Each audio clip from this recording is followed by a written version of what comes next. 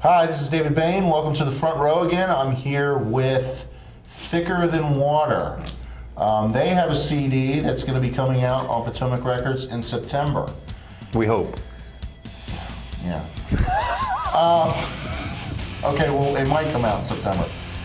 Anyways, in anticipation of that release date, we have 3/4 of Thicker Than Water. And I had the privilege to see them recently live at the Brody Bash. I'd never heard any of their songs before. And let me tell you, I was blown away. And if you guys watch this show, I was blown away in a Cascadens kind of way blown away. Their music to me sounded like a mix of Black Label Society, Rob Zombie, and Alice in Chains if you threw all that together. Very modern sounding, even though they came out in 2001. They like Cage, and the remnants of Cage, I guess it's fair to say. Got together for the Brody Bash, and I can't wait for their CD to come out. Take it away, Jeff. Tell us about Thicker Than Water. Well, I mean, I think you pretty much hit the nail on the head there. Alice in Chains, Rob Zombie, Black Label. I mean, they're three bands that have something in common in terms of very kind of riff-oriented guitar-structured songs. And I think we wanted a really solid beat behind that, and we wanted something melodic that people could sing to. So I think you hit the nail on the head. And we've got somebody new. Last time we had Cage here, we had you and Morty, which I say this is from the ashes of Cage, so to speak. I guess I hope you don't find it offensive that I say it that way. No. But we've got a new guy here. Everybody knows Morty.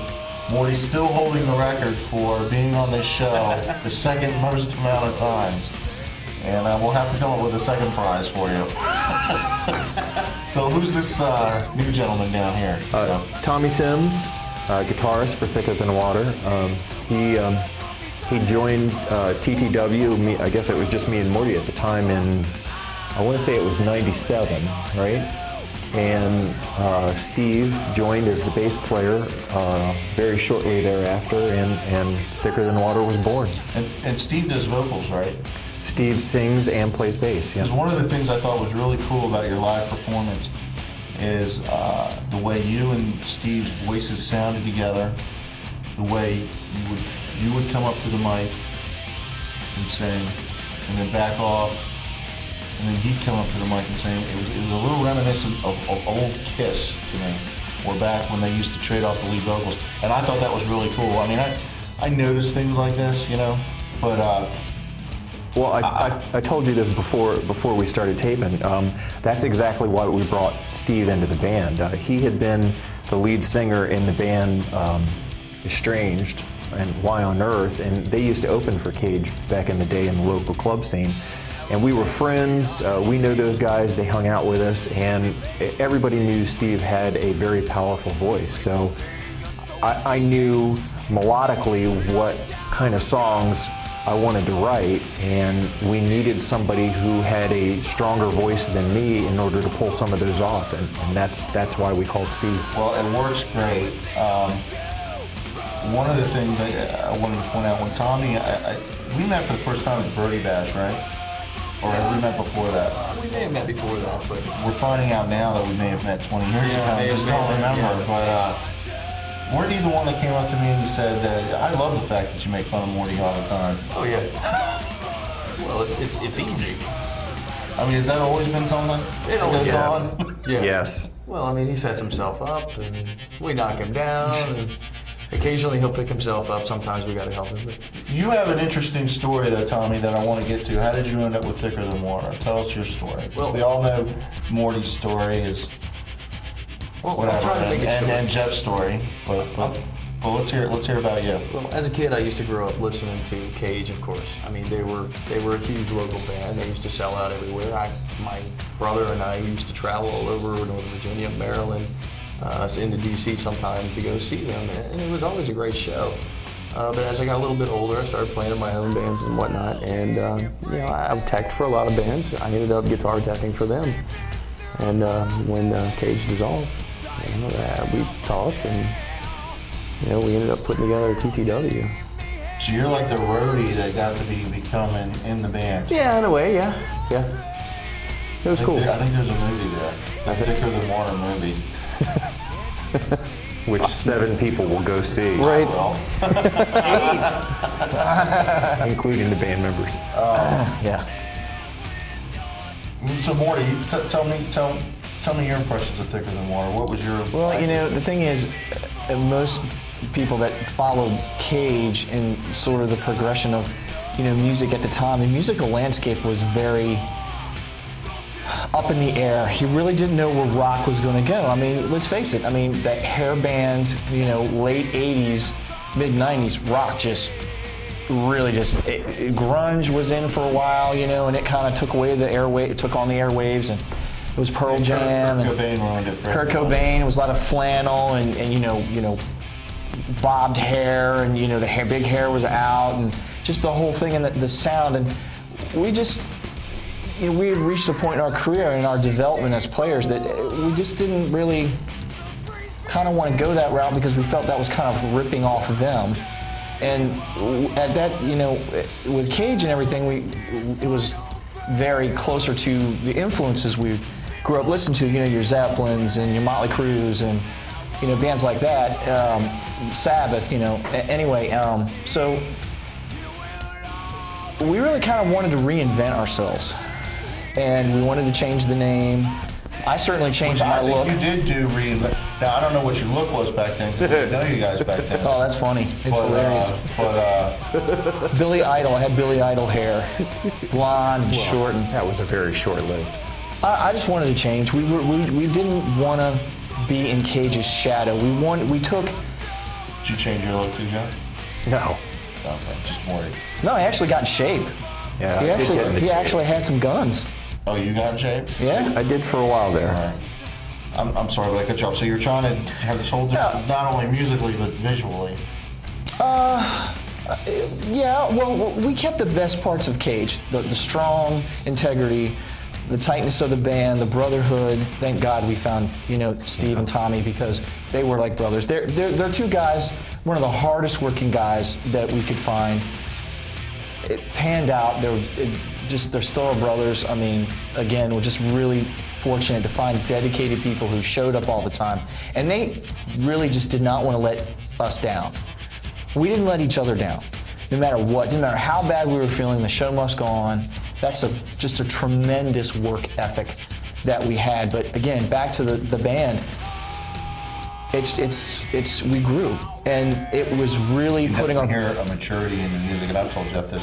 Yeah. You can hear a maturity in the music from listening to the Cage stuff to the Thicker Than Water stuff. At least I can. Well, I mean, That there's a development lyrically, musically, everything. the funny thing to me is that, we wanted to do something that really hadn't been done before, with kind of, for lack of a better word, two singers. We wanted to write very melodic songs that were very heavy guitar riff oriented. And for better or for worse, music really seems to have changed to go in that very direction since we broke up. Yeah. I mean, It's funny because you and I talk a lot off camera, and I said to you recently, I said, with a few minor tweaks, the Thicker Than Water stuff could come out today. Yeah. And you guys did it, what, 2001? well, we finished this CD in 2001. Yeah. What's the name of this CD going to be? 'Cause I just have a blank CD. Is it just going to be called Thicker Than Water? Volume 1? Yeah, probably. Well, we were Nearest tentatively misses. going to call it Industrial Espionage. Was one of the names we were sort of floating around. We haven't really talked about it. I've got some ideas what I think it should be called, but no, I guess we never really did, wrestle down a exact title we were going to call it. The funny thing about this CD is it was going to come out in early October of 2001, and we had a CD release gig already booked at the Hard Rock Cafe in DC. Really? And 9/11 happened, and they canceled all live shows. So we were like back at square one. We had the CD coming out. Because, I was going to say something funny here, but, I could still make the same comparison. David Hasselhoff What a segue. The Bill, Hoff. hold on. Just go with me on this. All right. We go from 9/11 to Thicker Than Water's gig being canceled to David Hasselhoff. It's all going to make sense. Just come with me. All right. David Hasselhoff, who, as you know, is big in Germany, Yeah. was set to have a pay-per-view that was going to make him, and if you've ever heard his music, it sucks. But this pay-per-view was going to make him huge in the States. And I believe, if I'm right about this, and if I'm wrong, somebody please write in, but I'm usually not wrong. It was the same night as when OJ took his little ride in the Bronco. Right. So it got canceled. And David Hasselhoff God, it was a Knicks that night. never got his pay-per-view thing, never got to make it big. And when you're telling me about 9/11 happening, and I'm not trying to joke about 9/11, it just reminded me of, David Hasselhoff missed his opportunity, and Thicker Than Water missed their opportunity, and because of some fluke thing. Now, Well, you guys are much better than David Hasselhoff. We all know how he ended up. I mean, He ended up eating cheeseburgers on YouTube. I know, that's- Although, I can't see Morty doing that. Just as Peter Chris. Well, we're not going to say it hasn't been done. But you see how I did that? Except- I except I'm said, not come with me on this Hasselhoff I did. journey. Except I'm not wearing any clothes. Yeah. So we got canceled because of 9/11, and you didn't have the party, and then what happened? Well, we were all financially in a difficult spot at that point, and I told you this many times. It's hard to keep a band together. You have a lot of external forces that, for whatever reason, they want more of your time, they want more of your money, they want you to actually pay your rent. It's very inconsiderate people. You're And talking about your wife and kids? well, that's they always want something. Yeah. I mean, you know how it goes. That's why I've avoided both. Yeah, exactly. You know what I was thinking? I watch a lot of movies with my son. He's 3.5 now. We watch Megamind all the time. And one of the things that Megamind says at the beginning of the movie is, even fate chooses favorites. And that's what it made me think of, with the 9/11 getting our CD release canceled. We never really felt like we had our due as a band. And in some ways, I think maybe we were just a little bit ahead of our time. You've told me that, and I agree with that 100%. I really do. I can't wait for the people to hear this. I mean, I'm blown away by this stuff. I think it's awesome. And the first time I ever heard it was live. I was like, holy shit. Should never get bleeped. But it was phenomenal. I mean, my jaw was dropped. It was great. Thank you. We spent a lot of time trying to kind of hone our craft and refine the songwriting process. And, we didn't play as many shows as Cage did, but we rehearsed a lot, and we took every song and we broke it down to its simplest form and put it all back together.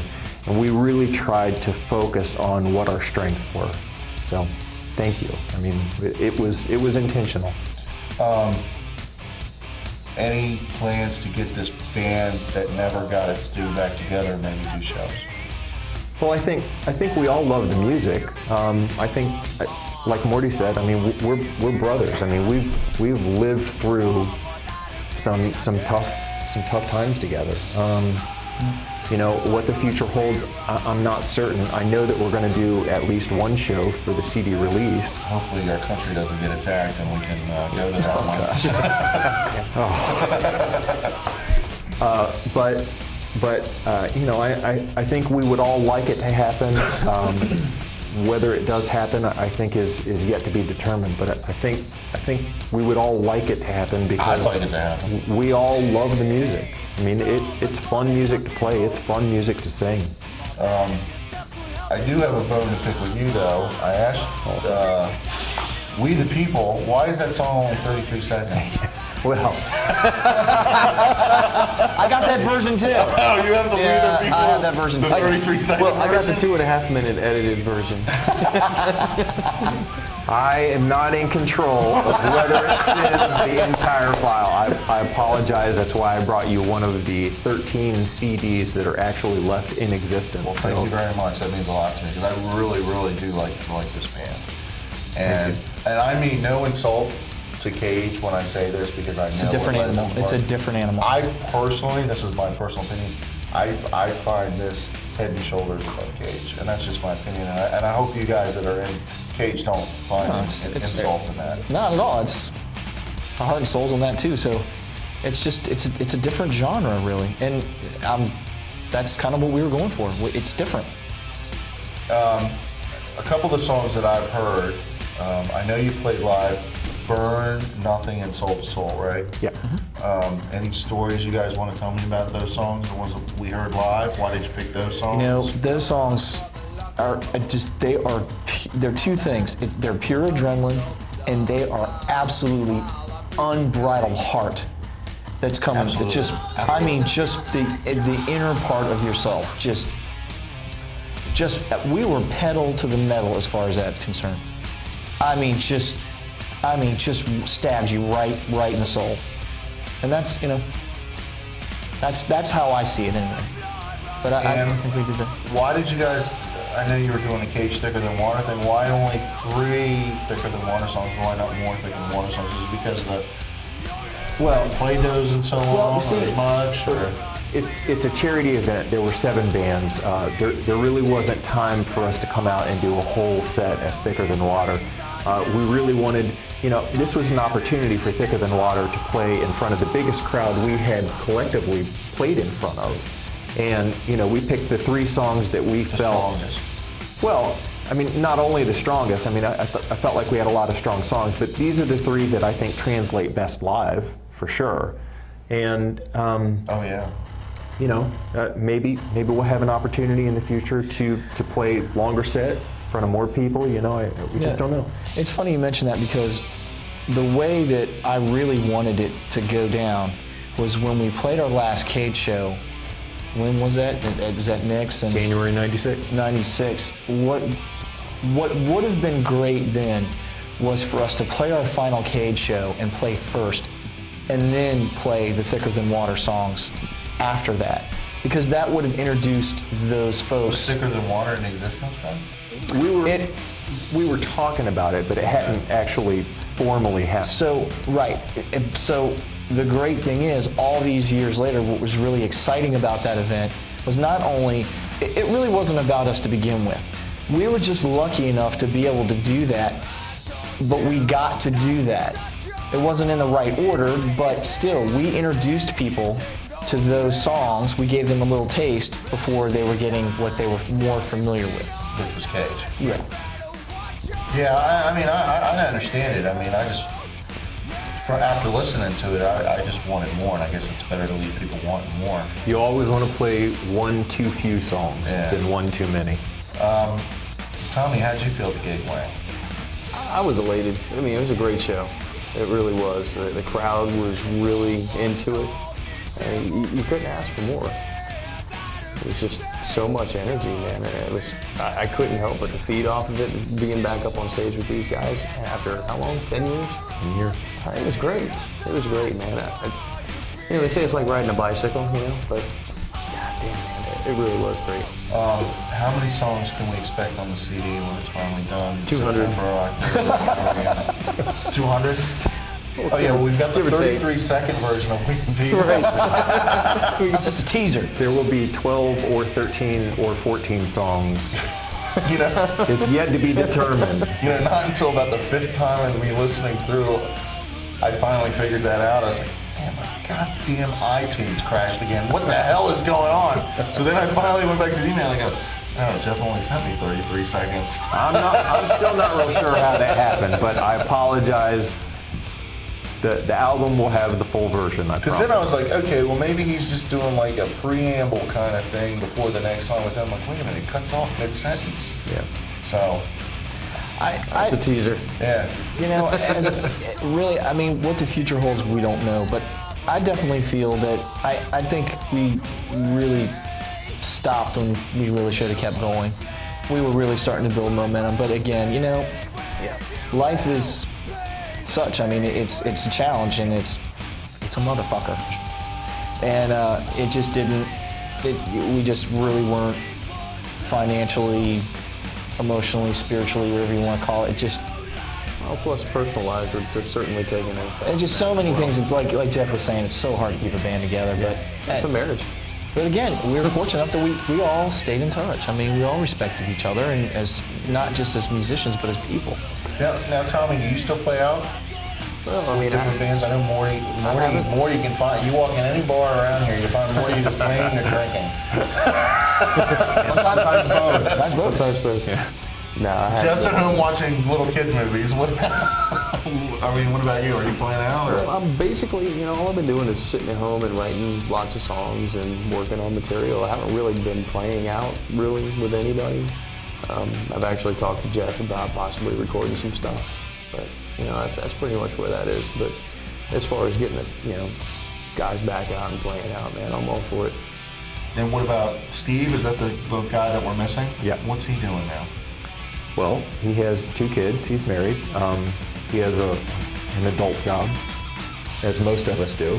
I think he's all in. I think he's all for it. I mean, is he playing out? Still doing music? I mean, He plays. I don't think he's been active in a band. I mean, at Brody Bash, he was in his first band, Estranged, and they played the first set of the night.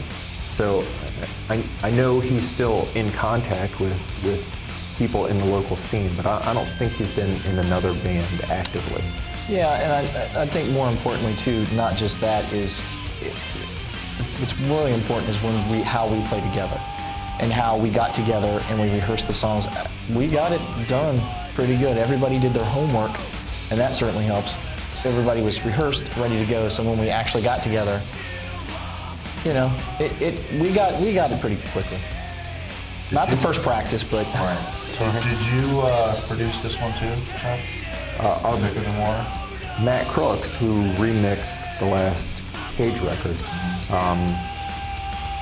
he had just spent all this money on a studio for his basement, essentially, and it was right when Pro Tools was first starting to take off, and he said, I have a band, it's my band, but I don't want to argue with them about how to record, so I like you guys, I like your songs. We used to play shows together. He had us come in and do these 6 songs so that he could learn how to record, and he produced it.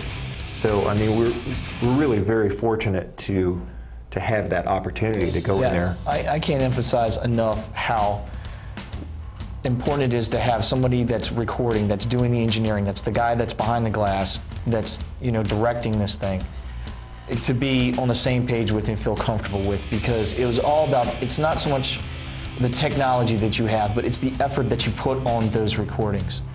And that entire stuff that we recorded with him, the effort was definitely there. And the funny thing about this recording is, I said Pro Tools, there was almost 0 editing done to what we recorded with this CD.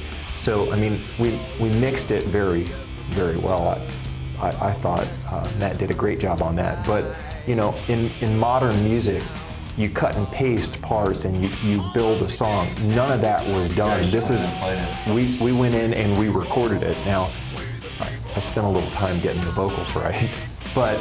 No, I get what you're saying. But, The framework was there, as Morty was saying earlier. Right. And we went in and we knocked it out. And even 10 years later, I'm amazed how good it sounds, how tight it is. I think it's awesome. Looking at the tracks that I've heard, and I've heard Blood, Bitch Slap, a little bit of We the People, Burn, Nothing, Soul to Soul. Anything you guys want to tell me? We're coming down on the end of the time. Anything you want to tell me about any of those tracks? Anything that stands out? A favorite track? I want to go with Soul to Soul. That was one that just really came together incredibly fast. And it was, as soon as we finished playing it at rehearsal that first time, we all just had this feeling of, God, this is it. We knew we had something great. I mean, it was just a great feeling. What about you, Morty, out of those tracks? You got a favorite track or a track you have a story about? Just all of it. To me, it's almost, the whole thing is just really one big effort. It's kind of a theme. It's kind of recurring. It's kind of hard for me to pick one song, though I think Soul to Soul is definitely a great single. It's definitely a very powerful song. You know, it's not overly complicated, but it's really heavy, and the lyrics are just really deep. But just the whole thing, it just stabs you right in the heart, man. It's some powerful stuff, man. What about you, Joe? Well, Soul was my favorite. Nothing was my sentimental favorite. It's the first song that we wrote that kind of defined the sound that Thicker Than Water would kind of grow into. So, you know, it was, again, very guitar riff oriented and also melodic. It had a driving beat, you know, it defined what we were trying to do. My personal favorite is Burn because you get to say motherfucker in it. Always a crowd favorite. And I think that's what your two younger brothers are at the show. I think that was why they like that song too. Well, Where should we be looking for this to eventually come out? Is it going to be on iTunes? well, Potomac Records is releasing it, so it'll always be available on PotomacRecords.com. iTunes, Amazon, every online distributor of music will have it available, I'm certain. I'm not certain if we'll have physical CDs, but if we do, I'm sure we'll announce it, and it'll be available on Potomac. Well, I'm hoping personally as a music fan that you guys do. Maybe I can be the spark. I don't know, because I really, really dig this. Thank you. And I think you guys know me well enough. I don't blow smoke.